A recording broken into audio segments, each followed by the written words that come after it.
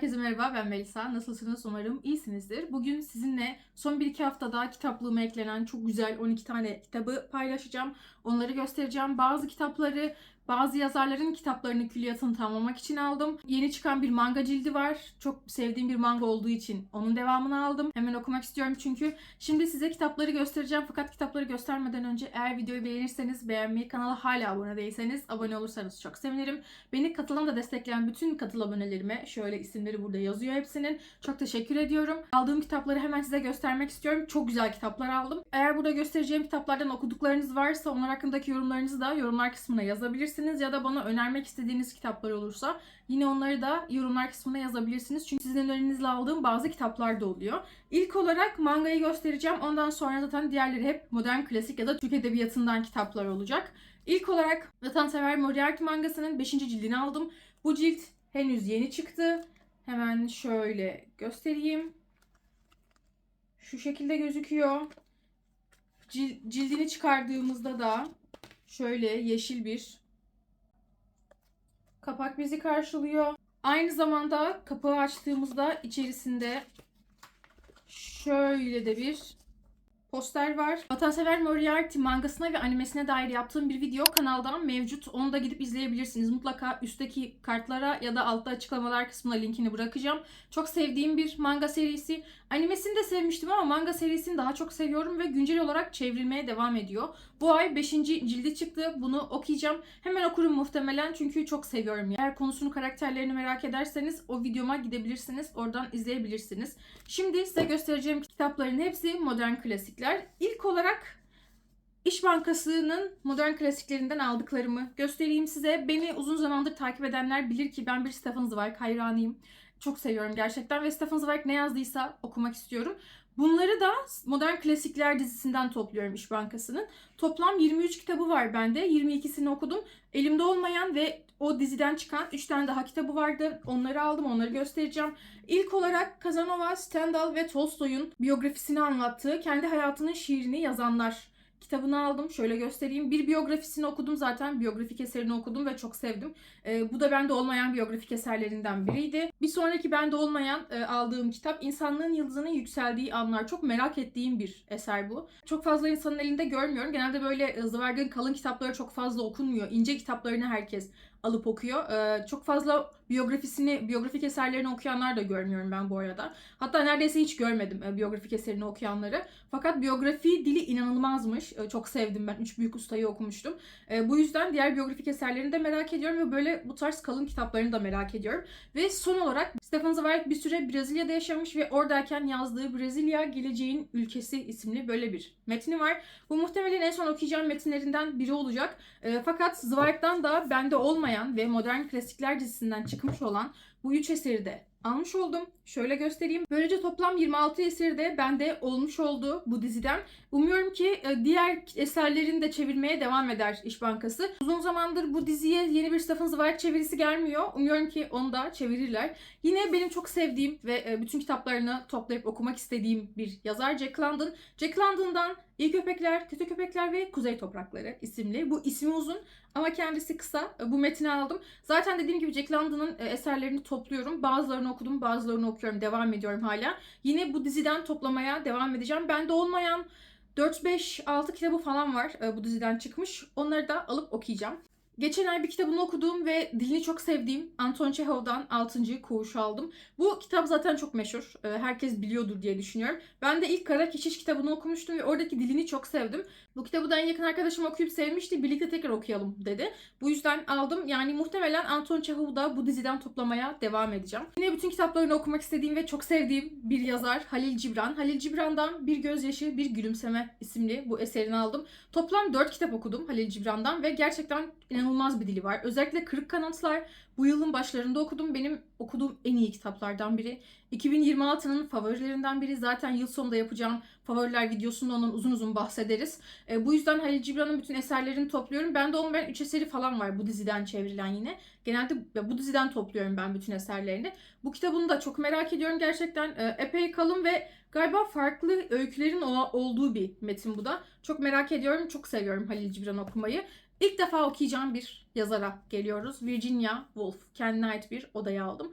Bilinç akışı tekniğiyle yazdığı için Virginia Woolf benim çok uzak durduğum biriydi. Çünkü bilinç akışı benim okuduğum bir tür değil. Çok içine girebilir miyim bilmiyorum. Zor bir tür okuması. Bu yüzden de çok emin olamamıştım. Fakat kendine ait bir odayı çok merak ediyorum. Ve dedim ki alayım. Yani daha yeni çevrildi bu arada. Geçen ay ya da ondan önceki ay çevrildi.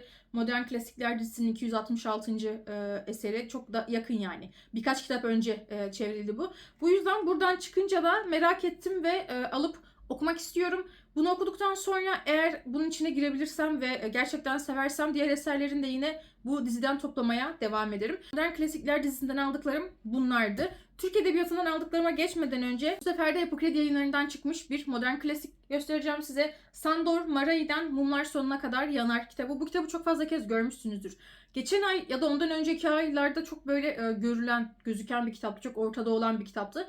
Ben yazardan Buda'da Bir Boşanmayı okudum. En yakın arkadaşıma bir kitapçı tavsiye etmişti. Onun tavsiyesiyle o da bana tavsiye etti ve ikimiz birlikte okuduk. O kitabı ikimiz de çok sevdik. Yani yazarın dili inanılmazdı. O kadar güzel bir kalemi var ki yazarın. Dedim ki ben bu yazarın bütün kitaplarını okuyacağım bundan sonra. Bu yüzden bu metnini aldım. Yine en yakın arkadaşımla birlikte okuyacağız muhtemelen bu metinde. Arkadaşlık üzerine de bir metinmiş aynı zamanda. Bu yüzden de merak ediyorum. Böyle ince göründüğüne bakmayın. Yani ince evet fakat çok fazla şey anlatıyor yazar. Yani inanılmaz bir dili var. Bayılıyorum gerçekten kendisine. Diğer eserlerini de almak istiyorum. Yapı Kredi Yayınları'ndan topluyorum bu yazarın eserlerini de. Çok merak ettiğim bir metin bu da. Ve bundan sonra göstereceğim son 3 kitap da Türk Edebiyatı'ndan. Türk Edebiyatı klasiklerinden. Ben Türk Edebiyatı'nda çok yokum maalesef. Yani çok önyargılı olduğum, belki de okuldaki edebiyat derslerinden dolayı çok önyargılı olduğum kitaplar. Bu kendimden utanıyorum biraz. Bu yüzden de yani bu konuda bilgim olmadığı için kendimden utanıyorum. Çünkü farklı türlerden okumayı çok seviyorum ben. Bu yüzden artık Türk Edebiyatı'nda bir giriş yapmak için Türk Edebiyatı klasiklerinden yine İş Bankası'ndan çıkan klasiklerden aldım. İlk olarak Fatma Aliye'den Refet. Bunu en yakın arkadaşımla birlikte okuyacağız. Ben sürekli görüyordum zaten. Bu Türkçenin ilk kadın romancısı Fatma Aliye'nin kaleminden çıkan bir kitap. Bu yüzden de çok merak ettiğim bir metin. Çok hem konusu ilgimi çekti hem Fatma Aliye'nin yazdığı bir metin olduğu için çok ilgimi çekiyor. Muhtemelen önümüzdeki aylarda hatta belki bu ay bitmeden okuyacağım bir metin. Çok merak ediyorum gerçekten. Bundan sonra aldığım 2 eser de bir yazara ait. Hüseyin Rahmi Gürpınar. Yani en çok okunan, bilinen ve sevilen yazar galiba. Türk yazar. Bu yüzden de ben de bundan eksik kalamazsın. Çok merak ediyorum. Hem komik olduğunu söylüyorlar hem çok güzel yazdığını söylüyorlar. Bu yüzden de merak ettiğim için 2 eserini aldım. İlk eseri Şık. Çok ilgimi çeken bir metin. Çok fazla konularına bakmıyorum. Daha çok insanların duyguları üzerinden anlattığı videoları izleyip o şekilde alıyorum. Yani bunun için de çok komik falan demişler. Çok merak ettim açıkçası. Bu yüzden aldım. Bir sonraki aldığım kitap da Efsuncu Baba. Ben aldıktan sonra bir arkadaşım o kitabı çok sevdiğini söylemişti. Bu yüzden daha da ilgimi çekti. Fakat ben aslında Kesik Baş kitabını alacaktım. Kesik Baş yerine ismini karıştırmışım ve Efsuncu Baba'yı almışım. Yani bu yanlışı nasıl yaptım bilmiyorum. Fakat zaten seversem eğer Hüseyin Rahmi Gürpınar'ı da bütün eserlerini alıp onun da bütün eserlerini okurum. Çünkü ben böyle yazar bazlı okuma yapmayı çok seviyorum. Yani bir yazarı sevince, az önce gördüğünüz gibi, bir yazarı sevince bütün eserlerini toplayıp hepsini okumak istiyorum. Stephen Zweig'dan da anlaşılabilir yani. Bütün eserlerini topluyorum ve okuyacağım onları da. Benim son 1-2 haftadır, son 1 aydır belki aldığım kitaplar bunlardı. Şöyle hemen göstereyim size. Klasik ağırlıklı bir alışveriş oldu. Bu aralar yaptığım alışverişler genelde klasikler üzerinden oluyor. Fakat tabii ki almak istediğim çok güzel fantastik eserler var. Özellikle Bilge Adam'ın Korkusunu okuduktan sonra büyük bir fantastik okuma aşkım depreşti. Fakat fantastik eserler özellikle de seri olanlar çok pahalı. Mesela Siz Soylu serisini okumak istiyorum Brandon Sanderson'dan. Eğer okuyanınız varsa yorumlarınızı yazabilirsiniz. Sevdiniz mi, sevmediniz mi? Brandon Sanderson'dan daha önce hiçbir şey okumadım.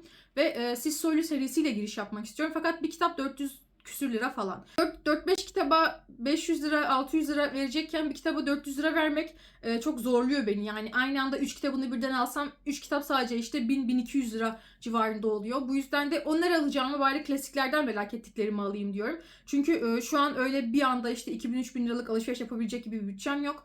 Bu yüzden de böyle parça parça alıyorum açıkçası. Fakat kışın belki alabilirsem eğer o serileri de işte Siz Soylu serisi, Gentleman Pitch serisi böyle daha çok fantastik olan.